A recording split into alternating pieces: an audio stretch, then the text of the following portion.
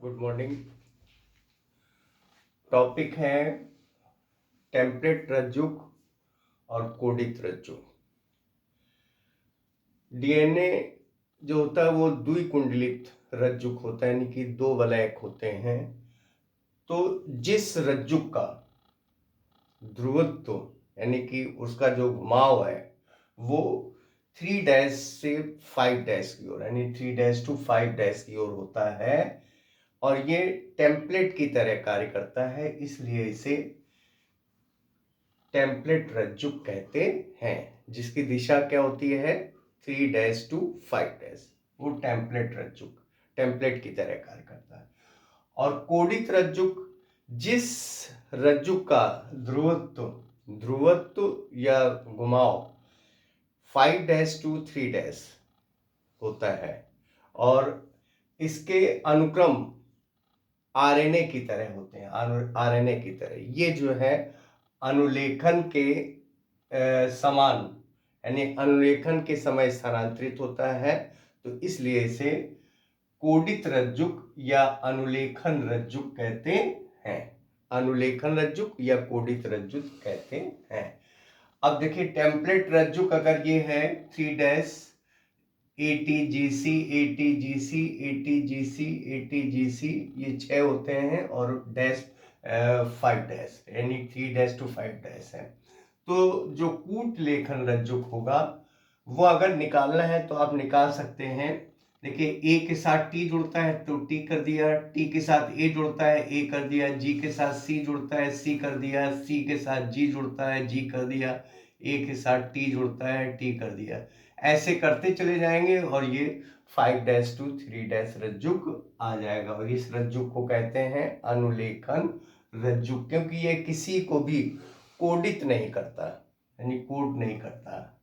ये कूट लेखन रज्जुक कहलाता है। ठीक, इसके बाद मानव जीनोम परियोजना।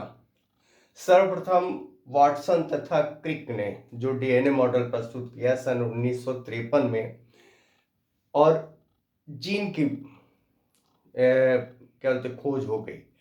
डीएनए मॉडल प्रस्तुत करने से, यानी कि डीएनए के बारे में, संरचना के बारे में पता लगने से, जीन की उत्पत्ति से यानी कि जीन का पता लगने से मानव जी के अस्तित्व में आनुवंशिक इंजीनियरिंग, जीन चिकित्सा जैसी चीजें आई। आनुवंशिक इंजीनियरिंग में कृषि के क्षेत्र में, मनुष्यों के क्षेत्र में जीन के माध्यम से, और जीन चिकित्सा में जीन के माध्यम से जितने आनुवंशिक रोग होते हैं, जो जीन से संबंधित रोग होते हैं, उन रोगों का निदान जीन चिकित्सा में हुआ। और सन 1990 में मानव के जीनोम से संबंधित जीनोम परिकल्पना सन 1990 में अमेरिका में प्रस्तुत की गई। अमेरिका में, कहाँ पर? अमेरिका में प्रस्तुत की गई। और जीनोम परियोजना के जो अध्यक्ष थे फ्रांसिस कॉलिंस और जे क्रैंक, फ्रांसिस कॉलिंस और जे क्रैंक्स वेंटर, इन दोनों ने संयुक्त रूप से मानव जीनोम परियोजना का मॉडल प्रस्तुत किया।